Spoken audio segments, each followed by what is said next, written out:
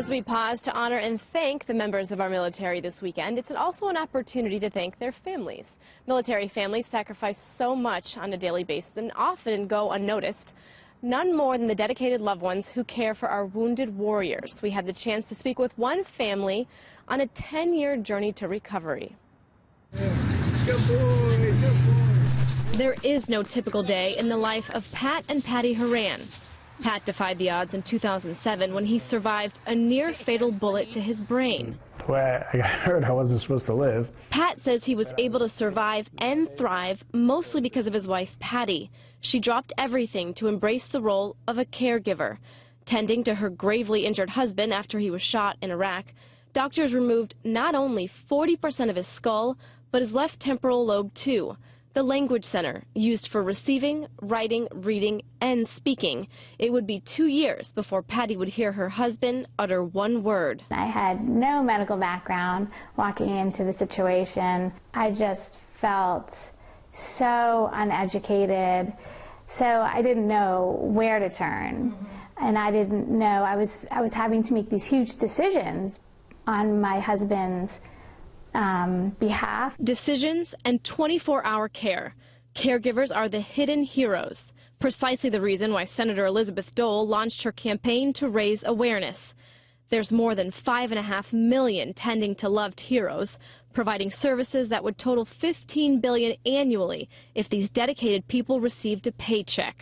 They quit their day jobs, ignore old friends, and let go of hobbies. All while not asking for help. As a caregiver, there's still a lot of pressure. I feel like I'm carrying the burdens of the world most days. Some days you think, how can I do this another day? It feels overwhelming and very tiring at times. And I think just having more opportunities for respite and relaxation for caregivers is really important. When Pat began his rehabilitation, he had no use of his right leg or arm. He had no sense of smell, awareness, taste, or touch. Today, he's walking and talking. He'll be the first to tell you it's a lot thanks to Patty, his caregiver. He now has a second chance at life. My wife has done so much for the last 9 years. I think it's like, I wish I could figure out what to go do, or who could I find, or she needs to have a break. What a beautiful family. Well, as you heard, former Senator Elizabeth Dole is participating in this. And we know she spent years in public service, but now she's on a mission to help our nation's veterans and their families. She took some time to sit down with me and spoke about the ways we can support people who have been wounded while serving our nation.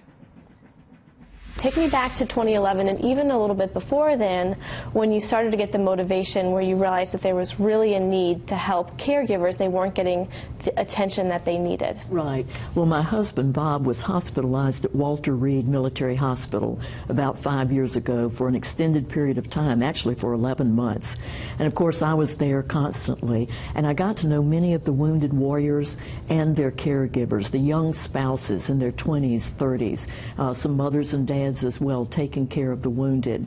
And as I really began to develop a friendship with them, I invited them to go out to dinner just to get them out of the hospital room for a night, you know. And I learned what they were trying to handle, and it was incredible. Many of them were concerned that they had different systems of health care to coordinate. In other words, their loved one had experienced multiple injuries, wounds, and illnesses, and therefore they were trying to coordinate across healthcare systems with different structures. Very, very confusing. Being so young, in their 20s, they hadn't had a lot of experience with these issues. And they were raising children. So this really touched my heart deeply. Which led you to launch the Hidden Heroes campaign. That's right, yes, because this is a societal crisis.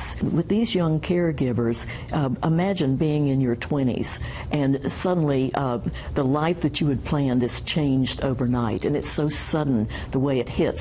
They need help just understanding how to deal with the initial caregiving. They're not trained as caregivers, nor are they trained in legal and financial matters, and so it's almost overwhelming what they're dealing with. So you said there's at least 5.5 million, if not more, caregivers across the United States. Military caregivers. What specifically do you feel that they need, and where does Hidden Heroes come in? I think that they need, first of all, to have an opportunity to communicate with other caregivers who have similar challenges. We have a new state-of-the-art website, hiddenheroes.org. Caregivers can find a whole community, scores of other caregivers that they can relate to, share problems, discuss issues, have a strong shoulder to lean on if they're going through a tough time. So you've also been the first female senator of North Carolina. You ran the Red Cross. What is more difficult, being holding these titles or being a caregiver?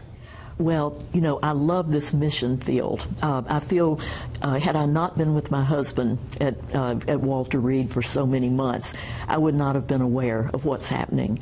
And so I feel blessed to have this mission field, to be able to go to work every day looking for ways to provide the support for these caregivers, and I love that. But public service to me is just a wonderful way to give back for the blessings that we have in America. Thanks to Senator Elizabeth Dole and all the Hidden Heroes. As you heard, for more information, please log on to hiddenheroes.org.